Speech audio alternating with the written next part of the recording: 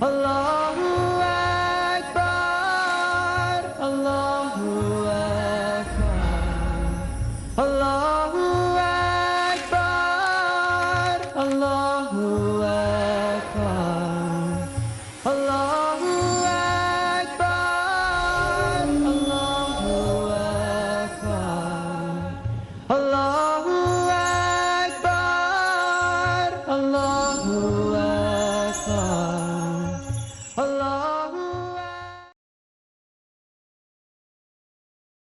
قابل احترام ناظرین، بزرگوں، بھائیوں، دوستوں اور بچوں، السلام علیکم ورحمۃ اللہ وبرکاتہ۔ پیس ٹی وی اردو کے اس مسلسل چلنے والے پروگرام نور قرآن میں آپ سب کا استقبال۔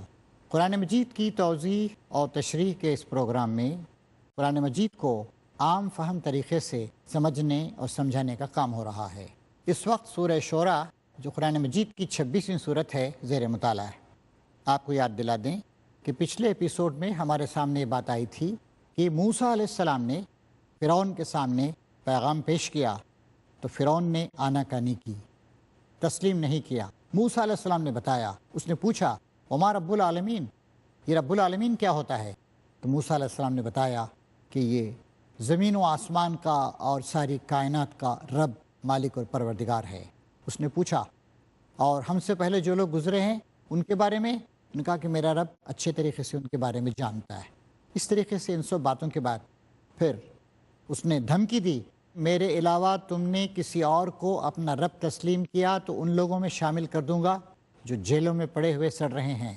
موسیٰ علیہ السلام نے پوچھا اگر میں کوئی صریح نشانی، اللہ کی طرف سے لایا ہوا معجزہ تیرے سامنے پیش کر دوں تب بھی؟ کہا کہ ہے تو پیش کر تیرے سامنے۔ جیسے اس نے کہا موسیٰ علیہ السلام نے فوراً اپنا سا زمین پہ ڈالا اور وہ ایک جیتا جاگتا سانپ بن گیا تھا۔ اب جب فرعون نے دیکھا کہ وہ معجزہ لے کر آئے ہیں تو پھر اس کے بعد اس نے عوام کو دھوکہ دینے کے لیے کہا، اوہ یہ تو تم جادوگر معلوم ہوتے ہو، جادو کے ذریعے سے ہم کو ہمارے ملک سے، ہماری حکومت سے اور اقتدار سے بے دخل کرنا چاہتے ہو۔ مشورہ لیا کیا کیا جائے۔ درباریوں نے یعنی سلطنت نے مشورہ دیا کہ ان کو اور ان کے بھائی ہارون علیہ السلام کو روک لیجئے اور ہر قسم کے ماہر جادوگر کو بلائیے۔ اس کے بعد طے ہوا جشن کا دن، جشن کے دن مقابلہ ہوا اور موسیٰ علیہ السلام کا معجزہ جب ان ساری کی ساری بناوٹی چیزوں کو ختم کر گیا، جادوگر سجدے میں گر پڑے۔ انہوں نے کہا آمنت برب العالمین رب موسیٰ و ہارون، ہم رب العالمین پر ایمان لے آئے اور موسیٰ علیہ السلام اور ہارون علیہ السلام کو جو رب ایمان لے آئے۔ اب جب اس نے دیکھا کہ بازی الٹی پڑ رہی ہے تو پھر فرعون نے اگلی چال چلی۔ اس نے کہا اچھا معلوم ہوتا ہے کہ یہ تمہارا گرو تھا جس نے کہ تم کو یہ سب کچھ سکھایا تھا اور تم سب لوگوں نے مل کر یہ سازش کی تھی کہ ہم کو اس حکومت سے بے دخل کر دیں۔ اس پر اس نے کہا اچھا تم ایمان لے آئے، جادوگروں کو دھمکی دی، اس سے پہلے کہ میں تمہیں اجازت دیتا تمہاری سازش کے خلاف میں یہ کارروائی کروں گا کہ تمہارے ہاتھوں اور پیروں کو مخالف سمتوں سے کٹوا دوں گا اور تم کو ذلت کے ساتھ پھانسی کے تختوں پہ لٹکا دوں گا۔ انہوں نے کہا کوئی بات نہیں، ہم اللہ تعالیٰ سے اس بات کی توقع رکھتے ہیں کہ چونکہ ہم سب سے پہلے بڑھ کر آگے ایمان لائے ہیں، اس لیے اللہ تعالیٰ اب تک جس جادوگری پر تو نے ہم کو مجبور کیا تھا اللہ تعالیٰ عفو درگزر سے کام لے گا، اور ہم اپنی جان دینے کے لیے اس مقصد کے لیے اس عقیدے کے لیے تیار۔ چنانچہ عوام پہ جو ہزاروں کی تعداد میں جشن کے دن روز روشن میں دن چڑھے جمع تھے، یہ بات واضح ہو گئی کہ واقعی موسیٰ علیہ السلام اللہ تعالیٰ کا پیغام لے کر آئے ہیں، اور فرعون کا دعویٰ کہ وہ ان کا رب ہے جھوٹا ہے اور اس کو حکومت کرنے کا اور اپنی سیادت کے جوئے کو عوام الناس کی گردن پہ رکھنے کا کوئی حق نہیں ہے۔ چنانچہ اس کے بعد اللہ تعالیٰ ارشاد فرما رہا ہے، ہم آگے بڑھ رہے ہیں آیت نمبر 52 سے۔ ہم نے موسیٰ کو وہی بھیجی اس واقعے کے بعد، راتوں رات میرے بندوں کو لے کے نکل جاؤ، تمہارا پیچھا کیا جائے گا۔ اس پر فرعون نے فوجیں جمع کرنے کے لیے شہروں میں نقیب بھیج دیے اور کہلا بھیجا یہ کچھ مٹھی بھر لوگ ہیں اور انہوں نے ہم کو بہت ناراض کیا ہے۔ یعنی یہ بھی امپریشن اپنا برقرار رکھ رہا ہے کہ ہم ڈرے نہیں ہیں، ہاں غصہ ہو گئے ہم، یہ کچھ باقی قسم کے لوگ ہیں، ہم ڈرے تو نہیں، حالانکہ ڈرا ہوا تھا اندر ہی اندر، اور ہم ایک ایسی جماعت ہیں جس کا شیوا ہر وقت چوکنا رہنا ہے۔ قوم پرستی کے جو جذبات تھے لوگوں کے، ان کو اس نے بھڑکایا اور کہا ہم ایک ایسی قوم ہیں اور ایسے لوگ ہیں، چوکنا رہنا اور ہر خطرے کا پہلے ہی اندازہ کر لینا، اس کا مقابلہ کرنا، یہ ہمارا شیوا ہے۔ اس طرح ہم انہیں ان کے باغوں اور چشموں اور خزانوں اور ان کے بہترین قیام گاہوں سے نکال رہے ہیں۔ یہ تو ہوا ان کے ساتھ، اور دوسری طرف بنی اسرائیل کو ہم نے ان سب چیزوں کا وارث کر دیا۔ یہ مفہوم نہیں ہے کہ انہی چیزوں کا وارث کر دیا، وہ اسی چیزیں اللہ تعالیٰ نے جب بنی اسرائیل وہاں سے نکل کے گئے، صحرا سینا میں رہے، موسیٰ علیہ السلام کی قیادت پہ ان کی تربیت ہوئی، پھر موسیٰ علیہ السلام تشریف لے گئے، اور اس کے بعد ان کے جو خلیفہ تھے حضرت یوشع بن نون، ان کے زمانے میں مختلف حکومتوں پر ان کو قبضہ حاصل ہوا، اور پھر اس کے 150-200 سال کے بعد حضرت داؤد علیہ السلام اور سلیمان علیہ السلام کے زمانے میں ان کو حکومت حاصل ہوئی، پورے فلسطین، شرق اردن وغیرہ وغیرہ ان سب علاقوں کی حکومت ان کو حاصل ہو گئی۔ صبح ہوتے یہ لوگ ان کے تعاقب میں چل پڑے۔ جب دونوں گروہوں کا آمنا سامنا ہوا تو موسیٰ کے ساتھی چینخ اٹھے، ہم تو پکڑے گئے۔ موسیٰ نے کہا ہرگز نہیں، میرے ساتھ میرا رب ہے، وہ ضرور میری رہنمائی فرمائے گا۔ ہم نے موسیٰ کو وحی کے ذریعے سے حکم دیا، مار اپنا عصا سمندر پر۔ ایک سمندر پھٹ گیا اور اس کا ہر ٹکڑا ایک عظیم الشان پہاڑ کی طرح کھڑا ہو گیا۔ اسی جگہ ہم دوسرے گروہ کو بھی قریب لے آئے، موسیٰ اور ان سب لوگوں کو جو اس کے ساتھ تھے ہم نے بچا لیا اور دوسروں کو غرق کر دیا۔ اختصار کے ساتھ یہاں پر بات بیان کی گئی۔ اس واقعے میں ایک نشانی ہے، مگر ان لوگوں میں سے اکثر لوگ ماننے والے نہیں ہیں، اور حقیقت یہ ہے تیرا رب زبردست بھی ہے اور رحیم بھی۔ اللہ تعالیٰ کی دونوں صفات، جو لوگ اس کی نافرمانی کرتے ہیں، نشانیوں کا انکار کرتے ہیں، بغاوت پہ تلے رہتے ہیں، اللہ تعالیٰ ان کے سلسلے میں بہت ہی سخت ہے اور زبردست ہے، عزیز ہے۔ اور جو لوگ نشانیوں کو تسلیم کر لیتے ہیں، سر اطاعت جھکا دیتے ہیں، نبی کی پیروی پر آمدہ ہو جاتے ہیں، اپنے رویے حیات کی اصلاح کر لیتے ہیں، اللہ ان کے سلسلے میں بڑا رحیم ہے۔ تو یہ دونوں باتیں مکے کے لوگوں کے سامنے پیش کی جا رہی ہیں، اور دنیا بھر کے جتنے لوگوں تک قرآن مجید پہنچے گا ان سب کو بتایا جا رہا ہے کہ اللہ تبارک و تعالیٰ عزیز، بڑا زبردست اور طاقتور، سزا دینے والا بھی ہے، اور ساتھ ساتھ رحم فرمانے والا، معاف فرمانے والا اور آسانیاں پیدا فرمانے والا بھی ہے۔ اور انہیں ابراہیم کا قصہ سناؤ، نبی کریم صلی اللہ علیہ وسلم سے تقریباً 2500 سال پہلے، آج سے 4000 سال پہلے، جب کہ اس نے اپنے باپ اور اپنی قوم سے پوچھا تھا یہ کیا چیزیں ہیں جن کو تم پوچھتے ہو؟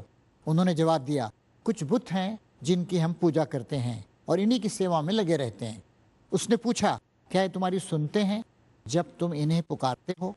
کسی بھی مشرک سے پوچھا جائے جو بت پرست ہے، مورتی کی پوجا کرتا ہے، کیا یہ مورتیاں سنتی ہیں؟ کیا بت سنتے ہیں؟ کیا ان کے پیچھے کوئی وجود ہے؟ کیا ان کی کوئی حقیقت ہے؟ یا تمہیں کچھ نفع یا نقصان پہنچا سکتے ہیں؟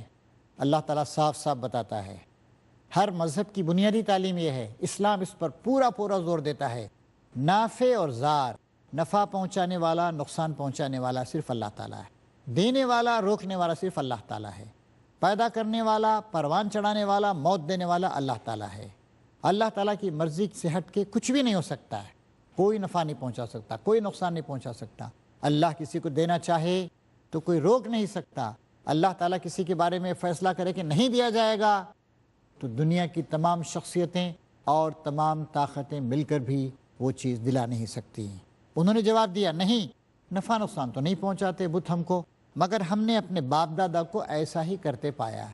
دنیا کی بہت ساری غلط چیزیں اس لیے رائج ہیں کہ ہوتا آ رہا ہے، زمانے میں ایسا کیا جا رہا ہے، یا ہمارے باپ دادا ایسا کرتے رہے۔ ہمارے باپ دادا بڑے محترم تھے، ہم ان کا بڑا احترام کرتے ہیں، وہ بڑے عقل مند لوگ تھے، جہاں دیدہ لوگ تھے، دنیا دیکھے ہوئے لوگ تھے، اور ہو رہا ہے اس لیے ہم کر رہے ہیں۔ اس پر ابراہیم نے کہا کبھی تم نے آنکھیں کھول کر ان چیزوں کو دیکھا بھی جن کی بندگی تم اور تمہارے پچھلے باپ دادا بجا لاتے رہے ہیں؟ میرے تو یہ سب دشمن ہیں بجز ایک رب العالمین کے جس نے مجھے پیدا کیا۔ اب ابراہیم علیہ السلام یہاں دیکھتے ہیں کہ 6 وجوہات بتا رہے ہیں کیوں خدا ہی کی عبادت کی جائے، اسی اللہ کی عبادت کی جائے۔ پہلی بات خلقنی فہو یہدین، پہلی بات یہ کہ اس نے مجھے پیدا کیا، جس نے پیدا کیا وہ اس بات کا مستحق ہے کہ میں اس کی عبادت کروں۔ فہو یہدین، پھر میری رہنمائی فرمائی، میرے جسم کی، میری جان کی، میرے جسم کی مختلف قوتوں کی، میرے دماغ کی، ان سب چیزوں کی رہنمائی کرنا اللہ تعالیٰ ہی کا کام۔ والذی ہوا یطعمنی ویسقین، جو مجھے کھلاتا ہے اور پلاتا ہے، غذا کا انتظام اللہ تعالیٰ نے کیا ہے۔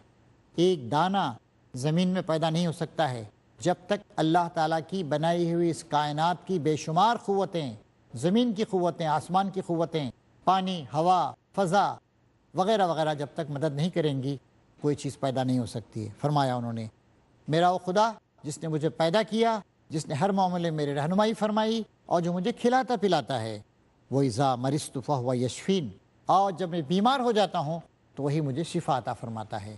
فرمایا نبی کریم صلی اللہ علیہ وسلم نے کہ جب بھی کوئی بیماری زمین پہ نازل ہوتی، اس سے پہلے اللہ تعالیٰ اس کا علاج نازل کر دیتا ہے۔ بیماری غیر صحت کی حالت، صحت کے خلاف حالت یہ اچھی چیز نہیں ہے، اس کی نسبت اللہ تعالیٰ کی طرف نہیں کی گئی۔ شفا دینا، علاج کر دینا، ٹھیک کر دینا، پرانی صحت کو بحال کر دینا، شفا، یہ اللہ تعالیٰ کا کام۔ اور جو مجھے موت دے گا اور پھر دوبارہ مجھ کو زندگی بخشے گا، پھر موت بھی اللہ تعالیٰ کے ہاتھ میں ہے، اور مرنے کے بعد کوئی زندہ کرنے والا نہیں ہے، اللہ ہی زندہ کرنے والا ہے۔ ظاہر ہے بہت سے لوگ دنیا میں مر گئے، کیا وہ دوبارہ زندہ ہوئے؟ وہ زندہ ہوں گے۔ کون زندہ کرے گا؟ اللہ تعالیٰ زندہ کرے گا، اور جس سے میں امید رکھتا ہوں کہ روز جزا میں وہ میری خطا معاف کرے گا، اور جب روز جزا آئے گی، بدلے کا دن، میں جو مجھ سے کوتاہیاں سرزد ہو جائیں ان کے بارے میں میں اللہ تعالیٰ ہی سے امید رکھتا ہوں کہ وہ مجھے معاف کرے گا۔ اس طریقے سے 6 دلائل دیے ابراہیم علیہ السلام نے۔ محترم حاضرین، اس وقت ایک بریک کے لمحات ہیں، بریک کی اجازت دیجیے، انتظار فرمائیے، غور و فکر کرتے رہیے ان آیات پر۔ بریک کے بعد دوبارہ ہم اپنا مطالعہ جاری رکھیں گے۔ Allahu Akbar, Allahu Akbar.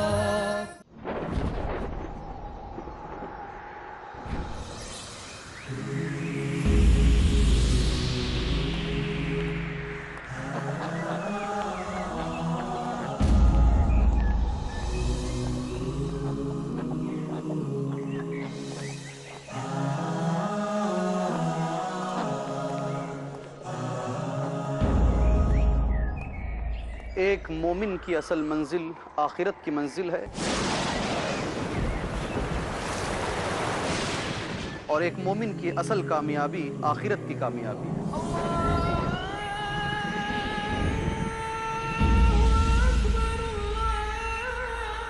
محترم ناظرین، میں آپ کا دینی بھائی حافظ عبد القدیر عمری اسی کو سمجھانے کے لیے پروگرام لے کر کے آ رہا ہوں، فکر آخرت۔ کیجئے اپنے ہر عمل سے اللہ کو راضی تاکہ حاصل ہو جنت۔ دیکھیے یوم آخرت، کل رات 11:30 بجے اور دوبارہ دوپہر 12:30 بجے انڈیا میں پیس ٹی وی اردو پر۔ میرج اور divorce, solution or problem, joint family system, heaven or hell, big fat events have become the norm. you choose. Beauty, wealth, family status, virtue. Decide what you want. Decide your choice. Be sad or be happy. It's your choice. Join Dr. Zakir Naik in Better Half or Bitter Half ہر سنیچر رات 8 بجے اور دوبارہ صبح 10 بجے India میں پیس T V Urdu پر۔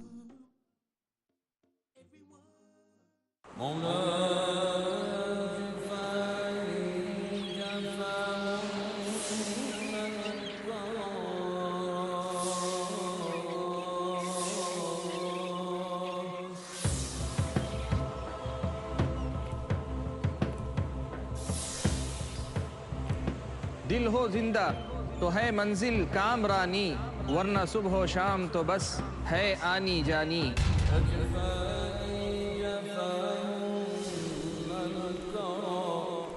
دل بیدار ہے مطلوب ربانی، یہی پیغام نبی کا، یہی تعلیم قرآنی۔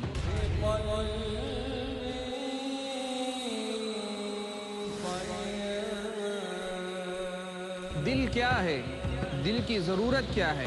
دل کی زندگی کیا ہے؟ موت کیا ہے؟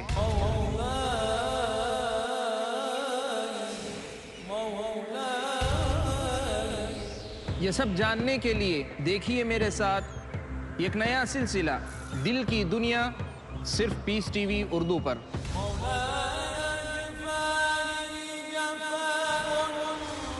صرف مومنوں کا مقدر ہے ایمان کی لازوال روشنی، جو کرتی ہے آباد دل کی دنیا۔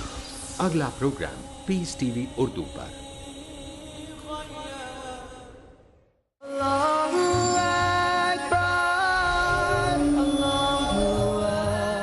ناظرین کرام، بریک کے بعد دوبارہ آپ کا خیر مقدم۔ ہم اپنے مطالعے کو جاری کریں گے دوبارہ آیت نمبر 83 سے۔ ابراہیم علیہ السلام نے اپنے رب سے دعا کی، اے میرے رب مجھے حکم عطا کر۔ حکم سے مراد ہے علم، حکمت، صحیح فہم اور قوت فیصلہ۔ اے میرے رب مجھے حکم عطا کر اور مجھ کو صالحوں کے ساتھ ملا، اور بعد کے آنے والوں میں مجھ کو سچی ناموری عطا کر، اور مجھے جنت نعیم کے وارثوں میں شامل فرما، اور میرے باپ کو معاف کر دے، ان کا باپ جو کافر تھا اور جو بت پرست تھا، بت گھر تھا، بے شک وہ گمراہ لوگوں میں سے ہے۔ مجھے اس دن رسوا نہ کر جب کہ لوگ زندہ کر کے اٹھائے جائیں گے، جب کہ نہ مال کوئی فائدہ دے گا نہ اولاد، بجز اس کے کہ کوئی شخص قلب سلیم، سلامتی سے بھرا ہوا دل لے کر اللہ کے حضور حاضر ہو۔ اب یہاں اس پہ اضافہ کیا جا رہا ہے اللہ تعالیٰ کی طرف سے۔ جنت کیسی ہوگی اس دن؟ اس روز جنت پرہیزگاروں کے قریب لے آئی جائے گی، اور دوزخ بہکے ہوئے لوگوں کے سامنے کھول دی جائے گی، اور ان سے پوچھا جائے گا، اب کہاں ہیں وہ جن کو تم خدا کو چھوڑ کر عبادت کرتے تھے؟ کیا وہ تمہارے کچھ مدد کر رہے ہیں یا خود اپنا بچاؤ کر سکتے ہیں؟ پھر وہ معبود اور یہ بہکے ہوئے لوگ اور ابلیس، اس کے لشکر، سب کے سب اس میں اوپر تلے دھکیل دیے جائیں گے۔ وہاں یہ سب آپس میں جھگڑیں گے، اور یہ بہکے ہوئے لوگ اپنے معبودوں سے کہیں گے، خدا کی قسم ہم تو صریح گمراہی میں مبتلا تھے جب کہ تم کو رب العالمین کی برابری کا درجہ دے رہے تھے، اور وہ مجرم لوگ ہی تھے جنہوں نے ہم کو اس گمراہی میں ڈالا۔ اب نہ ہمارا کوئی سفارشی ہے اور نہ کوئی جگری دوست، کاش ہمیں ایک دفعہ پھر پلٹنے کا موقع مل جائے تو ہم مومن ہوں۔ تو ابراہیم علیہ السلام کی بات ہونے کے بعد ہمارے سامنے ان کی دعا کے اس آخری حصے کہ اے اللہ اس دن میری خطا معاف کر دے جب کہ حساب ہوگا، اور مجھے رسوائی سے بچا کہ ساری دنیا کے سامنے، سارے لوگوں کے سامنے میرا باپ وہ سزا کا مستحق قرار دیا جائے گا۔ پھر بتایا گیا کہ جہنم کیسی ہوگی، اس کے بعد بتایا جا رہا ہے یقیناً اس میں ایک بڑی نشانی ہے، مگر ان میں سے اکثر لوگ ایمان لانے والے نہیں، اور حقیقت یہ ہے تیرا رب زبردست بھی ہے اور رحیم بھی، عزیز رحیم۔ جو لوگ نافرمانی اور کا رویہ اختیار کرتے ہیں ان کے لیے سخت ہے، اور اس کی عبادت اور فرما برداری کرنے والوں کے لیے رحیم اور مہربان۔ اس کے بعد نوح علیہ السلام، پھر قوم عاد، قوم سمود اور قوم لوط وغیرہ کے قصے ہمارے سامنے بیان کیے جا رہے ہیں کہ جنہوں نے بھی صحیح رویہ اختیار کیا اور رسول کی بات مان کر اس کا ساتھ دیا وہ کامیاب ہوئے، اور جن لوگوں نے بھی انکار کیا، تکذیب کی، وہ تباہ و برباد کر دیے گئے۔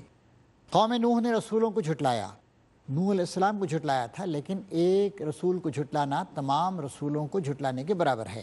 یاد کرو جب کہ ان کے بھائی نوح نے ان سے کہا تھا، کیا تم ڈرتے نہیں ہو؟ میں تمہارے لیے ایک امانت دار رسول ہوں، لہٰذا تم اللہ سے ڈرو اور میری اطاعت کرو۔ میں اس کام پر تم سے کسی اجر کا طالب نہیں ہوں، میرا اجر تو رب العالمین کے ذمے ہے، پس تم اللہ سے ڈرو اور بے کھٹ کے میری اطاعت کرو۔ انہوں نے جواب دیا، کیا ہم تجھے مان لیں حالانکہ تیری پیروی رذیل ترین قسم کے لوگوں نے اختیار کی ہے؟ یہ بھی بڑے لوگوں، دولت مند لوگوں، صاحب حیثیت لوگوں، صاحب اقتدار لوگوں کا ایک غرور تھا کہ اگر اس میں حق ہوتا تو ہم پہلے اس سے آگے بڑھ کے اس کو قبول کرتے، تو معمولی قسم کے لوگوں نے اس کی پیروی کی ہے۔ نوح نے کہا، میں کیا جانوں کہ ان کا عمل کیا ہے، ان کا حساب تو میرے رب کے ذمے ہے، کاش تم کچھ شعور سے کام لیتے۔ میرا یہ کام نہیں ہے کہ جو ایمان لائیں ان کو میں دھتکار دوں، میں تو بس ایک صاف صاف متنبہ کر دینے والا آدمی ہوں۔ انہوں نے کہا، اے نوح اگر تو باز نہ آیا تو پھٹکارے ہوئے لوگوں میں شامل ہو کر رہے گا۔ نوح نے دعا کی ایک عرصے دراز تک، جب یہ لوگ انکار پر سرکشی پہ جمے رہے، نوح علیہ السلام نے بالآخر دعا کی، اے میرے رب میری قوم نے مجھے جھٹلایا ہے، اب میرے اور ان کے درمیان دو ٹوک فیصلہ کر دے اور مجھے اور جو مومن میرے ساتھ ہیں ان کو نجات دے۔ آخر کار ہم نے اس کو اور اس کے ساتھیوں کو ایک بھری ہوئی کشتی میں بچا لیا اور اس کے بعد باقی لوگوں کو غرق کر دیا۔ اب اللہ تعالیٰ فرما رہا ہے یقیناً اس میں ایک نشانی ہے مگر ان میں سے اکثر لوگ ماننے والے نہیں ہیں۔ حقیقت یہ ہے تیرا رب زبردست عزیز بھی ہے اور رحیم بھی۔ اس کے بعد نوح علیہ السلام کے بعد جنوبی عرب میں جس قوم کو عروج حاصل ہوا وہ تھی قوم عاد۔ عاد نے رسولوں کو جھٹلایا، ہود علیہ السلام بھیجے گئے تھے وہاں، ظاہر ایک نبی کو جھٹلایا، لیکن چونکہ ایک نبی تمام نبیوں کے سلسلے کا ہی ایک نمائندہ ہوتا ہے اس لیے اللہ تعالیٰ فرما رہا ہے عاد نے رسولوں کو جھٹلایا۔ یاد کرو جب کہ ان کے بھائی ہود نے ان سے کہا تھا کیا تم ڈرتے نہیں، تمہارے لیے میں ایک امانت دار رسول ہوں، لہٰذا تم اللہ سے ڈرو اور میری اطاعت کرو، میں اس کام پر تم سے کسی اجر کا طالب نہیں ہوں، میرا اجر تو اللہ رب العالمین کے ذمے ہے۔ قوم عاد بڑی بڑی عمارتیں بنانے کے لیے مشہور تھی۔ انہوں نے کہا یہ تمہارا کیا حال ہے کہ ہر اونچے مقام پر لا حاصل ایک یادگار عمارت بنا ڈالتے ہو اور بڑے بڑے قصر تعمیر کرتے ہو، گویا تمہیں ہمیشہ رہنا ہے۔ آج بھی ہم دنیا میں دیکھتے ہیں غیر ضروری عمارتیں، حالانکہ دنیا کے اکثر لوگ غربت کا شکار ہیں، سر ڈھانکنے کے لیے کپڑا نہیں ہے ان کے پاس، سر پہ ایک سایہ نہیں ہے، ایک جھونپڑی نہیں ہے، فٹ پاتھوں میں زندگی گزار رہے ہیں۔ دنیا کی بہت بڑی آبادی 30-40% لوگ بلو دی پاورٹی لائن، خط غربت کے نیچے ہیں، لیکن بڑی بڑی عمارتیں $1 بلین کی، $5 بلین کی عمارتیں لوگ بنا رہے ہیں، اسکائی اسکریپرز بنا رہے ہیں، اور جب کسی پر ہاتھ ڈالتے ہو جبار بن کر ڈالتے ہو۔ بڑے سخت مزاج ظالم قسم کے لوگ تھے وہ۔ بس تم لوگ اللہ سے ڈرو اور میری اطاعت کرو، ڈرو اس سے جس نے وہ کچھ تمہیں دیا ہے جو تم جانتے ہو، تمہیں جانور دیے، اولادیں دیں، باغ دیے اور چشمے دیے، مجھے تمہارے حق میں ایک بڑے دن کے عذاب کا ڈر ہے۔ انہوں نے جواب دیا تو نصیحت کر یا نہ کر، ہمارے لیے سب یکساں ہے، یہ باتیں تو یوں ہی ہوتی چلی آئی ہیں، ہم اپنے طرز حیات کو بدلنے کے لیے تیار نہیں ہیں، ہم جابرانہ اور ظالمانہ طریقوں کو چھوڑنے کے لیے تیار نہیں ہیں، ہم یہ جو کر رہے ہیں کہ غیر ضروری بڑی بڑی عمارتیں بنا رہے ہیں جبکہ اور لوگ غربت کا شکار ہیں، اس کو چھوڑنے کے لیے تیار نہیں ہیں، اور ہم عذاب میں مبتلا ہونے والے نہیں ہیں۔ آخر کار انہوں نے اسے جھٹلا دیا اور ہم نے ان کو ہلاک کر دیا۔ ان فی ذلک لآیہ وما کان اکثرهم مومنین، یقیناً اس میں ایک نشانی ہے مگر ان میں سے اکثر لوگ ماننے والے نہیں تھے۔ وَإِنَّ رَبَّكَ لَهُوَ الْعَزِيزُ الرَّحِيمُ، اور حقیقت ہے کہ تیرا رب زبردست بھی ہے، بڑا رحم فرمانے والا بھی۔ سمود نے رسولوں کو جھٹلایا، یہ شمالی عرب کی ایک قوم تھی، مدائن صالح وغیرہ کے پاس پہاڑوں کو کاٹ کے مکانات بناتے تھے اور ان کے بچے کچھ وہ پہاڑیوں سے بنائے ہوئے مکانات آج بھی دیکھے جا سکتے ہیں۔ سمود نے رسولوں کو جھٹلایا، یاد کرو جب کہ ان کے بھائی صالح نے ان سے کہا کیا تم ڈرتے نہیں، میں تمہارے لیے ایک امانت دار رسول ہوں، لہٰذا تم اللہ سے ڈرو اور میری اطاعت کرو، میں اس کام پر تم سے کسی اجر کا طالب نہیں ہوں، میرا اجر تو اللہ رب العالمین کے ذمہ ہے۔ کیا تم ان سب چیزوں کے درمیان جو یہاں ہیں بس یوں ہی اطمینان سے رہنے دیے جاؤ گے، ان باغوں چشموں میں، ان کھیتوں نخلستانوں میں جن کے خوشے رس بھرے ہیں، تم پہاڑ کھود کھود کر فخریہ ان میں عمارتیں بناتے ہو، اللہ سے ڈرو اور میری اطاعت کرو۔ مزید فرمایا صالح علیہ السلام نے ان بے لگام لوگوں کی اطاعت نہ کرو جو زمین میں فساد برپا کرتے ہیں اور کوئی اصلاح نہیں کرتے۔ انہوں نے جواب دیا تو محض ایک سحر زدہ آدمی ہے، تو ہم جیسے ایک انسان کے سوا اور کیا ہے، لا کوئی نشانی اگر تو سچا ہے۔